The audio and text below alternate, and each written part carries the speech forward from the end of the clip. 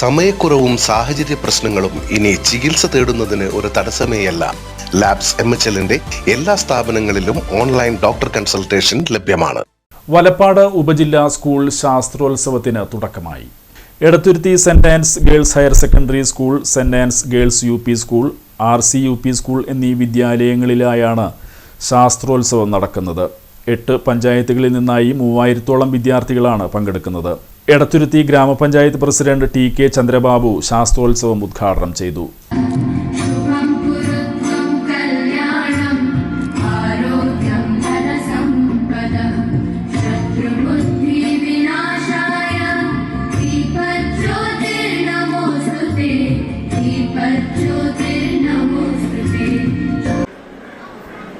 ഉപജില്ലയിലെ വിദ്യാലയങ്ങളിൽ നിന്ന് നിരവധി കുട്ടികൾ ഇവിടെ എത്തിച്ചേർന്നിട്ടുണ്ട്. നമുക്കറിയാം, നമ്മുടെ കുട്ടികളിൽ ഒളിഞ്ഞും തെളിഞ്ഞും ഇരിക്കുന്ന ഒരുപാട് കഴിവുകളുണ്ട്. ആ കഴിവുകളെ പരിപോഷിപ്പിക്കുന്നതിന് വേണ്ടിയിട്ട്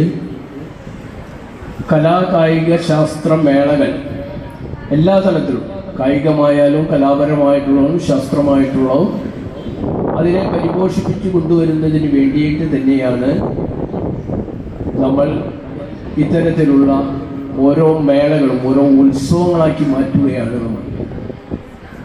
അതുതന്നെയാണ് നമുക്ക് നമ്മുടെ കേരളത്തിലെ വിദ്യാഭ്യാസ മേഖലയെ സംബന്ധിച്ചിടത്തോളം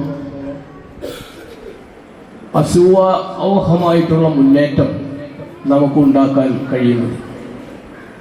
അതിന് പ്രാപ്തരായിട്ടുള്ള അധ്യാപകരും അതുപോലെ തന്നെ ത്രിതല പഞ്ചായത്ത് ജനപ്രതിനിധികൾ സമൂഹവും പൊതുസമൂഹവുമെല്ലാം അതിനെ പ്രോത്സാഹിപ്പിക്കുന്നതിന് വേണ്ടി എല്ലാ അർത്ഥത്തിലും പങ്കെടുത്തുകൊണ്ട് മുന്നേറുന്ന ഒരു കാഴ്ചയാണ് നമ്മുടെ കേരളത്തിൽ ആകമാനമുള്ള നിരവധി ഉപജില്ലകൾ. നമ്മുടെ വിദ്യാഭ്യാസ ഉപജില്ലകൾ നിരവധി ഉണ്ട്. ഓരോ വിദ്യാഭ്യാസ ജില്ലകളിലും ഇത്തരത്തിലുള്ള പരിപാടികൾ